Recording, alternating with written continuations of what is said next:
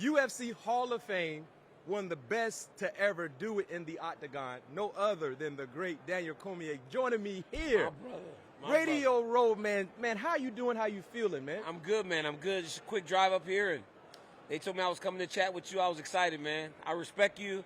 I respect the things you did. Obviously, in college also. You know my boy RC. Yes. Hell of a player, man. Yes, I good to see you doing good doing this, too. Oh, man, I'm just trying to live up to your standard. That's all I'm trying to do, which is greatness, right? And, of course, we're all here for the same reason, getting ready for Super Bowl 60, the Seattle Seahawks, the New England Patriots. But before we tap into the game, you grew up a faithful, loyal New Orleans Saints I love it to death, man. fan. What brought that fandom for you? Just growing up, so in Louisiana, we had our Saints.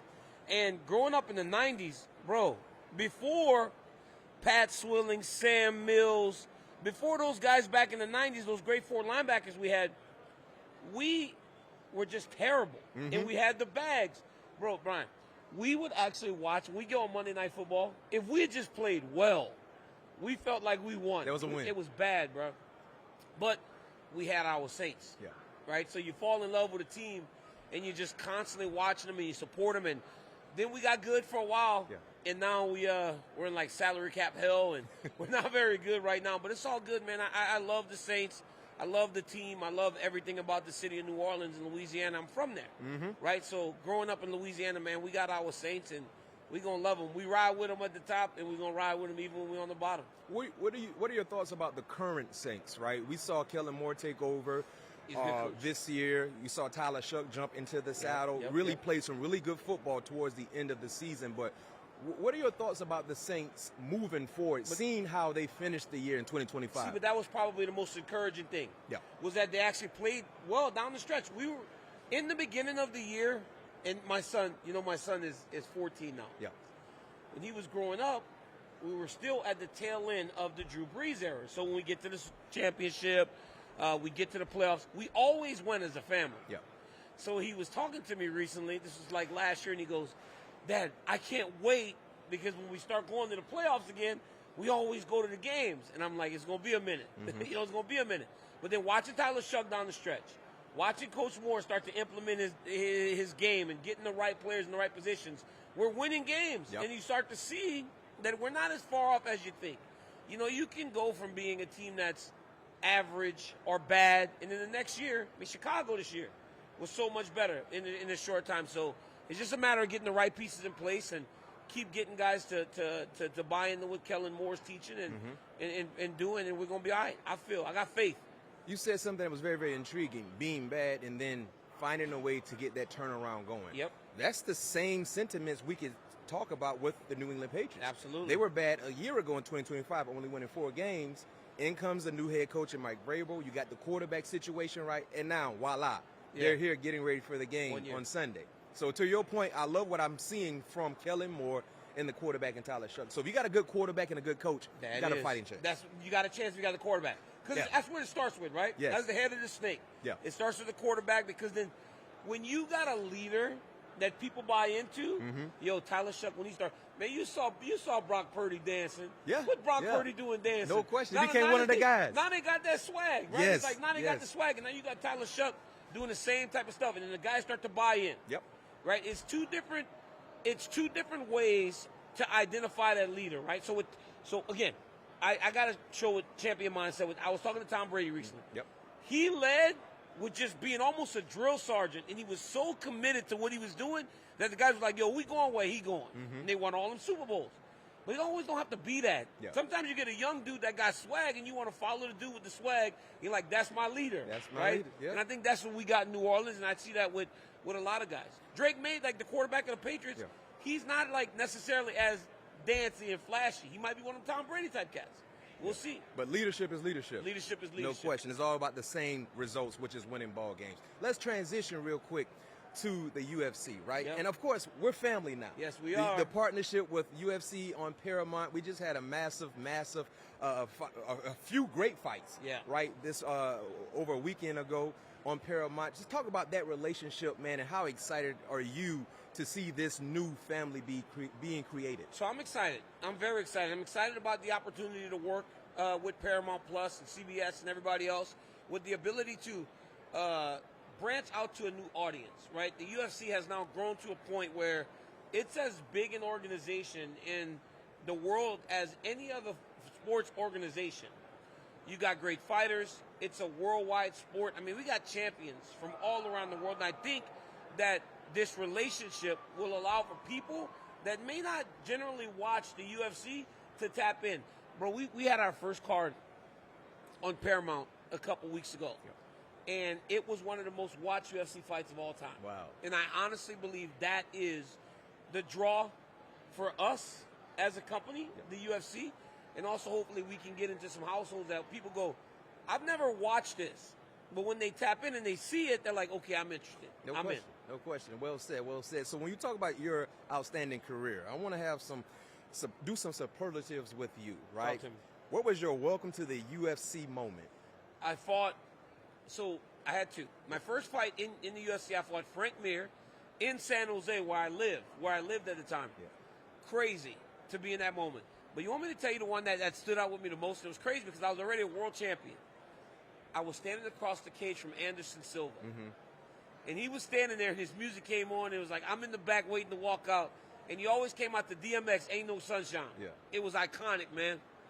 And I'm in the cage, and right as Bruce Buffer's introducing me, I look across, and I'm like, yo, that's Anderson Silva. My first fight ever that I watched in live action, I watched Anderson Silva beat Forrest Griffin. Wow. And I was like, how crazy is it that in 2009, I went to watch this man perform. Now 2014 or 15, you're going to I'm battle. Fighting him. Yeah. It was crazy. That was like the moment where I was like, yo, I made it, man. This is crazy. And then I thought to myself, nah, I'm going to go kill him. Yeah. That's the mindset. All right, that's the mindset. Funniest trash talk aimed at you. And there was a few. Some of them hurt, though, man. You know one was bad? Conor McGregor. Conor McGregor was fighting Dustin Poirier. Mm-hmm. And Dustin Poirier and I are both from Lafayette, Louisiana. Yeah. And I said, he called Dustin a hillbilly. Yeah. I said, he Irish, man, so he don't know how disrespectful he is. Yeah. Or maybe he do. I said, but if Dustin's a hillbilly and I'm from the same place as him, what does that make me? You're a hillbilly also. He said, you a ghetto hillbilly. I said, oh, my God. Wow. I wanted to slap him. I know you wanted to go. But he was small, right? I can't get him. He a 45-pounder. I'm a heavyweight. Yeah. I wanted to slap him, man. Wow. He said, you a ghetto hillbilly. That was the one. I want to slap him. That hit home right there. Because I am from the ghetto, too. I was like, oh, I know. And you from Louisiana. It don't matter. I was like, man, no matter how many nice things I'm wearing, how he know. Only in Conor's fashion, right? Only in Conor's fashion. Yes. What's the weirdest thing about you that people don't know? There's a lot. There's a lot of weird things. One, I can be a bit like weird in my preparation, whether it's fighting or commentary. I do all the same things to a degree. Yep. And the last thing is probably when I would make weight, I only watch food videos. What? Bro, like when I would make weight, I would lose 50 pounds to fight at 205. That week of the fight, I only watch Barbecue Pitmasters. I only watch like it wouldn't make you hungry because when I watch those shows, I get hungry. Like, you're already starving. I'm starving to a point that all I want to see is what I can eat when I'm done. And I would even though you know you can't have it. I cannot touch it, but I would watch hours upon hours of Barbecue Pitmasters. Wow. And it's like torture. That's unique. Yeah. That's unique. All right. So before I let you go, I'm gonna transition to this game. It's called Name the GOAT. Okay. Right? I want you to name the GOAT in each division. Okay. I'm gonna throw out a division. Name your GOAT. Right? This is your GOAT. Okay. Right? Featherweight. Alexander Volkanovski. Okay. Tell me why. He's the greatest, man. It's between him, Jose Aldo, Max Holloway. And he's got 8 title fight wins now.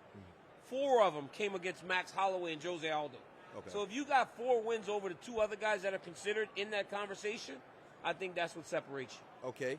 Lightweight. Khabib Nurmagomedov. Undefeated, undisputed champion, beat Conor McGregor in the biggest fight of all time. Yes. They sold 3.5 million pay-per-views. That's unbelievable. That's an astonishing number of pay-per-views. There's only been one fight that sold more, and that was Floyd Mayweather versus Manny Pacquiao. Greatest fighter of all time, in my opinion, is Khabib. Welterweight.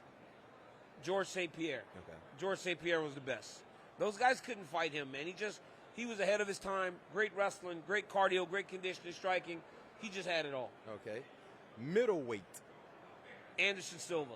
You know, I was at that fight, and Roy Jones Jr. was in the front row because he wanted to box Anderson Silva. That's how big of a star Anderson became to mixed martial arts. So, Anderson Silva. Light heavyweight. So that's a tricky one, right? Most people would think it would be John Jones. Yeah. But John Jones and I have a very, very difficult history with each other. So I would not want to say that because he took steroids. Mm-hmm. But if he ain't, then it's me. Okay, no question. I love it. Last one, heavyweight. Stipe Miocic. See, that's the difference. So Stipe Miocic beat me 2 times. I lost to 2 guys, John Jones and Stipe Miocic. John Jones had all that stuff tied to his name. Stipe did. So I'll give Stipe credit because he beat me fair and square. Yeah. But yeah, Stipe Miocic. And of course, I like to add this to the equation as well. We got to make sure we give our ladies some love. If you had to throw out a GOAT when it comes to the females, yes, who would you throw out? The greatest female fighter of all time is Amanda Nunes. She was supposed to fight Kayla Harrison on Paramount, but then Kayla got hurt. But I think you got to give credit to Zhang Wei Li. I think you got to give credit to the great Ronda Rousey. Yeah. Ronda had her fame was just that's the thing, and that's why. Yeah.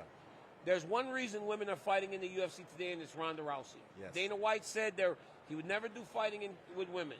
Then he met Ronda, and she was such a star. Yeah, she came instantly. Instant, and she connected. Yeah. So yeah, the greatest female fighter of all time is Amanda Nunes.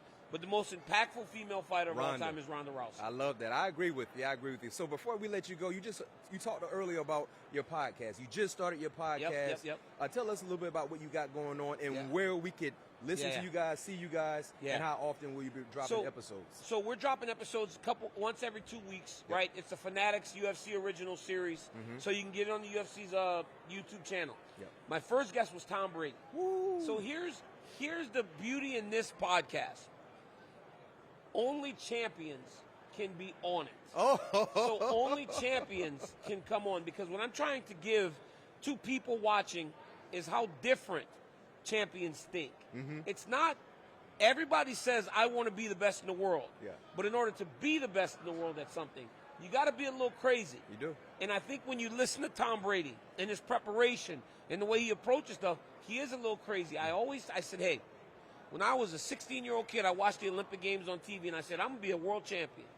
And all my friends thought I was nuts because we were wrestling in Louisiana. But then I became a world champion because I thought different than most people. Mm-hmm. And I think if people can get inside, but I mean, I've sat with Tom Brady. I sat with Mark Messier from the Rangers. I sat with Charles Woodson, who's an absolute stud. Dude, only champs get to sit in there. So watch it right now. Tom Brady's live, UFC's YouTube channel. Wow. Crazy. Championship mind. Champion mindset. Champion mindset. It's just a mindset that a champion has and that he possesses that most people don't even quite understand. But if you listen, if you watch, maybe you'll get a better understanding of how we operate. Think about how rare it is to win a championship in whatever profession you're in. Because oftentimes when you're in the room, if they said, how many champions do we have in here? And hands don't come up. Not too many Not many hands come up. Exactly. Not many hands come up. Some of the greatest athletes of all time haven't been at the top of their sport. Yeah. And in football, basketball, for me, I have to depend on the team to become a world champion. Yes. But when I'm inside that octagon, the 8 sides of that octagon, it's on me. It's on you. To get 22 men aligned to accomplish that goal. The Seahawks or the Patriots this weekend will become a Super Bowl champion. Yeah. That is, how many on the roster now? 80? Yeah, around 8. Well, around 50 plus dressed, but you have 50 plus dressed. North of 60 on the roster until you got to get all those people aligned. Yeah. Be on one chord. That's crazy. Yeah. That's crazy. Before I let you go, tell us about the next fight, the next card, 326. Tell us about your thoughts. How excited are you? Hey. Of course, Paramount Plus is the place to be to watch it, to see it. Tell us how you feel. And all you got to do is go to get the app. That's it. There's no pay-per-view anymore. You don't have to pay $80 a month to buy a pay-per-view. You get to watch March 7th, Max Holloway versus Charles Oliveira for the BMF title. Mm-hmm. Dude, this is the greatest finisher in UFC history in Charles Oliveira. Nobody has finished more people. And Max blessed Holloway. If you want to know what Max Holloway is, Max Holloway for 10 seconds points to the center of the octagon and said, let's go. Against Justin Gaethje and knocked him out. He does it time and time again when he's winning. I'm like, bro, all you're doing is giving them a chance. Yeah. You don't have to do that. You don't have to. But he want blood. He a wine, bro. He nasty. Yeah, that's my dog, too. That's who are you going with? I can't pick. See, that's the beauty. Okay. You know what's the beauty in me being at the commentary table? I don't get to pick fights. So people don't have to get mad at me. Okay. But well dude, said. It is going to be an amazing fight. March 7th. Between those two. Yep. UFC 326, March 7th. Paramount Plus is the place to be to watch it. Yep. Appreciate you, DC, for joining me. Thank you so much for having me. Thank you.